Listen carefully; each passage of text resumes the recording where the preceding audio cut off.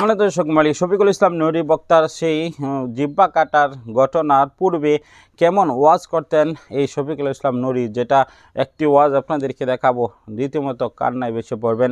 এমন সুমিষ্টভাষী একজন বক্তার জিব্বা কেটে দেওয়াতে হৃদয়কে নাড়া দিয়েছে, কষ্টে আবির্ভূত হয়ে যাচ্ছি, চোখ দিয়ে অস্ত্র জ্বলে যাচ্ছে, হাজারো লাখো মানুষ তার জন্য আজকে কান্না করছে।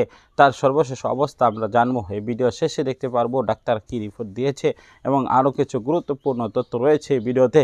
তাই নেট না টেনে এই ভিডিওটি শেষ পর্যন্ত দেখার অনুরোধ করি। আমাদের দর্শক মণ্ডলী, তার বক্তব্যটি শুনেছেন, যে পূর্বে বক্তব্যগুলো দিতেন, এত সুন্দর আলোচনা করতেন, সুমিষ্ট কণ্ঠ দিয়ে যে আলোচনা করে মানুষকে মুগ্ধ করেছে।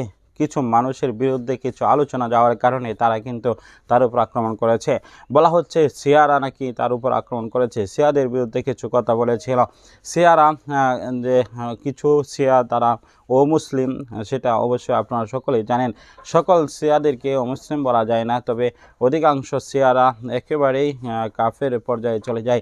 কেননা তারা যে দারুণ যে তারা বক্তব্য দিয়ে থাকে এবং তাদের যে মতবাদ প্রকাশ করে এবং তারা যে বিষয়গুলো ধারণ করে সেগুলা থেকেই প্রমাণিত।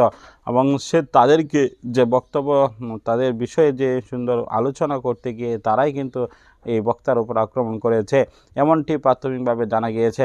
আমরা দলবল নির্বিশেষে কোনো গ্রুপ নয়, কোনো জাতিকে নয়, কোনো বিষয়কে আমরা ছোট করে না দেখে আমরা একজন মুসলমানের উপর আক্রমণ হয়েছে, একজন ইসলামী বক্তার উপর আক্রমণ হয়েছে, একজন কোরআন হাদিসের বার্তাবাহকের উপর আক্রমণ করা হয়েছে। এজন্য আমাদের সকল ইমানি দায়িত্ব সেটা প্রতিবাদ করা।